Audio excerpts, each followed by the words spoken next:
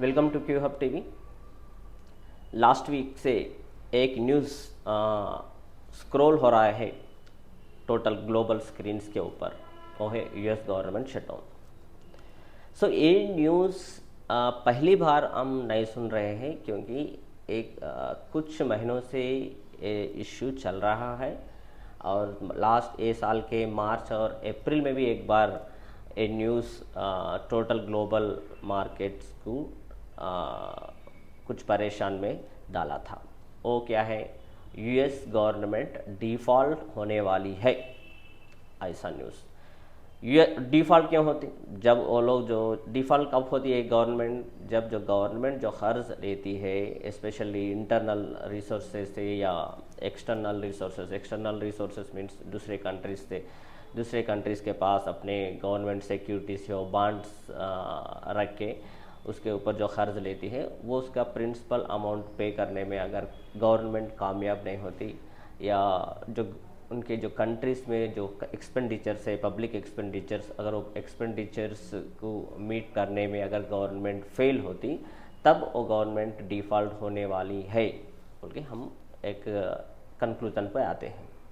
ठीक उसी प्रकार हम यूएस में तो पब्लिक के पास पैसा है, ऐसा नहीं है कि यूएस तो गरीब देश, ऐसा तो हम नहीं मान सकते। यूएस के पब्लिक के पास पैसा है लेकिन यूएस के गवर्नमेंट के पास पैसा नहीं है, वो उनके पास सिर्फ डेट ही है। सो बहुत सारे कंट्रीज़ के पास उनके बॉन्ड्स है, वो बॉन्ड्स के ऊपर ये लोग कर्ज ले चुके हैं। सो पिछले हिस्ट्री अगर हम एक एनालाइज करें तो कई बार जो रिपब्लिकन कांग्रेस है जिसके पास जो राइट है डेट लिमिट बढ़ाने का, सो वो कई बार जो यूएस गवर्नमेंट को सपोर्ट की थी कि जो भी डेट एक्सटेंशन या डेट लिमिट बढ़ाने में एक मेजर रोल प्ले करा था सेनेट में। लास्ट मार्च अप्रैल में भी एक बार यूएस जो करंट गवर्नमेंट डेमोक्रेट्स को वो लोग हेल्प किए थे कि डेट एक्सटेंशन करके।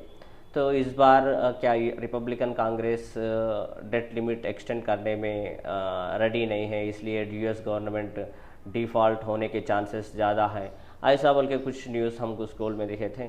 ऐसा एक पब्लिक एक पैनिक में भी चले गए थे कि अगर यूएस गवर्नमेंट डिफ़ॉल्ट हुई तो जो पब्लिक स्पेंडिंग है स्पेशली जो बच्चों को जो न्यूट्रिशन फूड मिलता है यूएस गवर्नमेंट्स पे उसके भी रुकाव आ सकती है, जहाँ उनके वहाँ के पास लोकल अथॉरिटी के पास सैलरीज देने के लिए पैसा मीन्स जो पब्लिक स्पेंडिंग से उसके ऊपर एक लिमिट आ सकता है, वो पूरे अब स्टाफ बंद हो सकते हैं, पूरे पेमेंट्स बंद होने के चांसेस है। ऐसा कुछ एक डनाउन माहौल क्रिएट हुआ था लास्ट 24 आवर्स यूएस में।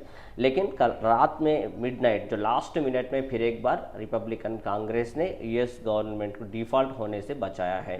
सो अब यूएस गवर्नमेंट डिफ़ॉल्ट नहीं होगी, जो भी एक्सपेंडिचर्स है एज यूजुअल रन होते हैं। लेकिन कंडीशन ये है जो लिमिट जो रिलीफ जो राहत मिली है यूएस गवर्नमेंट को वो सिर्फ 45 डेज़ के लिए मिली है, मीन्स मिडिल ऑफ द नवंबर तक जो यूएस गवर्नमेंट उनके हिसाब से एक्सपेंडिचर कर सकती है या पेमेंट्स कर सकते हैं। लेकिन एक कंडीशन है जो रशिया यूक्रेन का इशू। अब तक यूक्रेन को बहुत सारा फाइनेंशियल एड मिला है यूएस गवर्नमेंट से, लेकिन इस बार रिपब्लिकन कांग्रेस ने एक कंडीशन लगाई कि अगर यूक्रेन को न्यू फाइनेंशियल एड नहीं देना, ऐसा कुछ कंडीशन लगाए। लेकिन यूएस गवर्नमेंट तो वादा करी है, कुछ रिप्रेजेंटेटिव बोले थे कि सपोर्ट रह सकता है उनका यूक्रेन को, ऐसा कुछ स्टेटमेंट भी हमें कंक्लूजन में मिला है। अब देखना है मिड नवंबर तक फिर यूएस गवर्नमेंट प्रॉब्लम को कैसा सॉल्व करती या फिर सेम सिचुएशन फिर नवंबर 15 को रिपीट होता या नहीं, हम फ्यूचर ही बताएगा। अब एक बार ये है यूएस गवर्नमेंट शटडाउन न्यूज़। सो अभी तक तो फिलहाल यूएस गवर्नमेंट शटडाउन का इश्यूज नहीं है स्क्रीन के ऊपर। लास्ट वीक में कुछ न्यूज़ हम डिस्कस कर रहे थे, यूएस का जीडीपी तो इनलाइन एक्सपेक्टेशन से आया था। न्यू होम सेल्स में कुछ चेंज देखे थे हम, और यूएस के पेंडिंग होम सेल्स में एक नरमी देखे थे, स्पेशली जो इंटरेस्ट रेट बढ़े हैं यूएस में, जो मॉर्टगेज रेट्स बढ़े हैं, इसके वजह से हम होम सेल्स में हम एक गिरावट देखे हैं। उसके बाद पर्सनल इनकम और स्पेंडिंग के पीसी का डेटा भी आया था, वो भी कुछ इनलाइन एक्सपेक्टेशन से साथ मीन्स कुछ ख़राब तो नहीं था, इंक्रीज था इनकम, पर्सनल इनकम लेवल्स बढ़े हैं लास्ट वीक में, ये कुछ पॉजिटिव न्यूज़ है। अब रह गई Indian stock market. Indian stock market में मैं लास्ट वीक ही लेवल्स आप लोगों को बहुत क्लियरली बताया था, जो क्या सपोर्ट हो सकता है निफ्टी और बैंक निफ्टी के लिए, कौन सा लेवल रेसिस्टेंस हो सकता है निफ्टी और बैंक निफ्टी के लिए। ठीक उसी लेवल्स के बीच लास्ट वीक में दो indices Nifty and bank Nifty और लेवल्स के बीच में ही ट्रेड किया था। तो स्पेशली अगर निफ्टी अगर देखें तो हम लास्ट वीक में एक लो रजिस्टर करे थे 19,439। वो लो रजिस्टर करने के बाद एक हम कोशिश करे थे 19,721 के पास, लेकिन 90 इंट्राडे में वहाँ पर 200 डे एक्सपोनेंशियल मूविंग एवरेज है, उसको टच करके फिर मार्केट फ्राइडे के 19,638 के पास क्लोज हुआ है। ठीक उसी प्रकार एक मिनट, बैंक निफ्टी का अगर सेम बैंक निफ्टी का चार्ट भी यही कह रहा है कि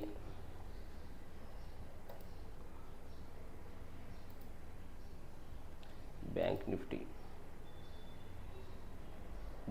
सेम लास्ट वीक में एक लो देखे थे हम 27 के दिन, वो है 44,183। फिर वहाँ से लेके हम एक मुंह देखे हैं जो 44,754, जो लास्ट वीक में मैं रिप्रेजेंट दिया था। ये भी 200 एक्सपोनेंशियल मूविंग एवरेज के पास जाके फिर फाइनली फ्राइडे के दिन 44,584 के पास क्लोज किया था। सो मार्केट अगर निफ्टी और बैंक निफ्टी अगर दो भी ऑब्जर्व करें तो अपसाइड जाने के लिए ज़रूर कोशिश तो कर रहे हैं। हम एक लास्ट वीक में एक बोले हैं कि अब क्रूशियल है बैंक निफ्टी के लिए 100 डे एक्सपोनेंशियल मूविंग एवरेज को डिफेंड करना। अभी तक तो bank Nifty 100 day exponential moving average को रेस्पेक्ट किया है और उसके ऊपर टिकने की कोशिश कर रहा है, एक अच्छी बात है। निफ्टी भी हम एक बोले थे कि जो 50 day exponential moving average crucial हो सकता है निफ्टी के लिए। ठीक निफ्टी भी 50 डे एक्सपोनेंशियल मूविंग एवरेज को रेस्पेक्ट किया है और 50 डे एक्सपोनेंशियल मूविंग एवरेज के ऊपर टिकने के लिए कोशिश कर रहा है। फिर अब निफ्टी के लिए नेक्स्ट लेवल्स क्या सकते हैं। मैं एक ही लेवल है, लास्ट टाइम भी मैं बताया था, मार्केट में जब तक निफ्टी 19,725 का जो लेवल है उसके ऊपर ट्रैवल करके क्लोज होना ज़रूरी है, क्योंकि बार बार यहाँ पर हम हर्डल फेस कर रहा है निफ्टी। सो 19,724 के ऊपर कि हम लोगों को एक तेज अपसाइड मूव हम एक्सपेक्ट कर सकते हैं निफ्टी में। सो निफ्टी का अगर सपोर्ट देखें तो चार्ट के ऊपर भी और ऑप्शन डेटा अगर एक बार चेक करें तो 19,600 के पास पुट रेटर्स का इंटरेस्ट 1,40,000 ओपन इंटरेस्ट 1,42,772 के पास है और 19,500 1,29,490 के ओपन इंटरेस्ट के साथ पुट रेटर्स बैठ के हैं। सो अगर मार्केट में कुछ अपसाइड मूव दिखाना है तो ज़रूर 19,727 के ऊपर और 724 के ऊपर निफ्टी टिकना ज़रूरी है, तभी हम 19,800 के कॉल रेटर्स को हम पैनिक में डाल सकते हैं, क्योंकि 19,800 के पास बहुत बड़ा कॉल रेटर 1,73,358 ओपन इंटरेस्ट के साथ बैठा हुआ है। अगर एक बार 19,800 के ऊपर अगर निफ्टी ट्रैवल होने लगा तो हम 20,000 को इस बार टेस्ट करने के चांसेस दिख रहे हैं। अगर बैंक निफ्टी में अगर हर्डल देखना है तो 44,985 के ऊपर ही हम एक अच्छी कमबैक देख सकते हैं। सो इमीडिएटली 44,747 के ऊपर तो बैंक निफ्टी किसी हाल में सस्टेन करना जरूरी है। अगर 44,755 अगर एक बार बैंक निफ्टी ने निकाला तो हम इमीडिएटली हमको 45,000 के लेवल्स देख सकते हैं। इसका अगर पुट कॉल डेटा अगर ऑब्जर्व करें तो 44,500 के पास सपोर्ट चार्ट के ऊपर भी है और पुट ऑप्शन डेटा भी 44,500 के पास 1,67,502 ओपन इंटरेस्ट के साथ पुट रेटर्स बैठ के हैं। 44,500 के नीचे 44,000 के लेवल के पास 1,07,349 ओपन इंटरेस्ट पुट रेटर्स। अगर रेसिस्टेंस तो 44,700 और 45,000 के पास रेसिस्टेंस है। सो इसलिए 44,751 अगर एक बार बैंक निफ्टी ने निकाला तो जरूर हम 45,000 को ट्रैवल इजीली कर सकते हैं, वहाँ जहाँ पर 1,70,000 का कॉल रेटर प्लेस हो गए हैं। सो नेक्स्ट वीक अभी तक मार्केट में तो एक स्टेबिलिटी तो देखे है लास्ट वीक में, क्योंकि बहुत तेज़ गिरावट हम लास्ट वीक में देखे। एक साइन दिखाया था कि अपसाइड लेवल्स को जाने की कोशिश दो इंडिसेस निफ्टी और बैंक निफ्टी ने किया है, एक अच्छी साइन है। अब नेक्स्ट वीक के लिए ग्लोबल के क्यूज कुछ है, कुछ खास क्यूज तो नहीं है। सो कल मंडे तो इंडियन स्टॉक मार्केट तो बंद है। अगर ग्लोबल क्यूज देखें तो कल कंस्ट्रक्शन स्पेंडिंग के अगस्त के स्टैटिस्टिक्स आने वाले हैं, और ट्यूसडे भी कुछ ना नेक्स्ट वीक। अब लास्ट वीक तो पेंडिंग होम सेल्स के डेटा था लास्ट वीक में यूएस में। अब नेक्स्ट वीक क्या है, लेबर मार्केट का स्टैटिस्टिक्स आने वाले हैं। सो ये भी फेड आउट मीटिंग के लिए एक की इनपुट हो सकता है। ट्यूसडे में शुरू होने वाले हैं job openings and labour turnover survey अगस्त के स्टैटिस्टिक्स। उसके बाद वेनेसडे भी कुछ एडीपी नेशनल एम्प्लॉयमेंट रिपोर्ट सितंबर का आने वाला है। थर्सडे के दिन यूएस ट्रेड बैलेंस का अगस्त मंथ के स्टैटिस्टिक्स आने वाले हैं। फ्राइडे के दिन यूएस नॉन फार्म पेरोल्स आने वाले हैं। सो यूएस के नॉन फार्म पेरोल्स जो जॉब डेटा है वो बहुत की है। ये भी जो नवंबर में जो होने वाली है यूएस की फेड मीटिंग, उसको ये डायरेक्टली रिफ्लेक्ट करने के चांसेस है। जो लास्ट वीक के होम सेल्स हो, यूएस के नॉन फार्म पेरोल्स हो, या लेबर मार्केट के जो भी स्टैटिस्टिक्स हम नेक्स्ट वीक देखने वाले हैं, वो डायरेक्टली यूएस फेड के ऊपर इम्पैक्ट करने के चांसेस अब दिख रहे हैं। सो मैं यहाँ पर ट्रेडर्स और इन्वेस्टर्स को सजेशन सेम वही देंगे, जब तक जो लेवल्स है निफ्टी तो लो अगर 44,000 अगर 276 को ब्रीच होगा तो शॉर्ट साइड जाइए, जब तक शॉर्ट की कोई गुंजाइश नहीं है। अगर मार्केट एक बार 44,747 के ऊपर क्लोज हुआ तो हम लॉन्ग के लिए यहाँ पर सजेस्ट कर रहे हैं बैंक निफ्टी ट्रेडर्स के लिए। और निफ्टी तो जब एक सपोर्ट है 19,518, जब तक 19,518 कायम है स्क्रीन के ऊपर, मैं शॉर्ट के लिए सजेस्ट नहीं कर रहा हूँ।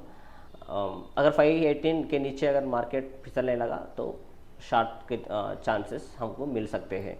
ऊपर के साइड तो फ्रेश लॉन्ग्स 19,722 के ऊपर ही फ्रेश लॉन्ग। मैं ये नहीं कहूँगा कि इंट्राडे लॉन्ग नहीं करना, ऐसा नहीं। इंट्राडे में जो भी डिप मिल रहा है आपको इंट्राडे के लिए लॉन्ग कर सकते हैं, लेकिन ओवरनाइट तो कैरी करना नहीं है। जो भी इंट्राडे में आपको शॉर्ट के चांसेस मिल रहे हैं या लॉन्ग के चांसेस मिल रहे हैं उसको प्ले कर सकते हैं ट्रेडर्स, ओके। लेकिन पोजिशनली तो हम यहाँ पर सजेस्ट नहीं कर रहे कि अगर 19,770 718 या 724 के ऊपर अगर निकला तो निफ्टी तब हम लॉन्ग के लिए मीन्स पोजिशनल लॉन्ग के लिए यहाँ पर सजेस्ट कर सकते हैं। ये है next week market analysis. Thank you.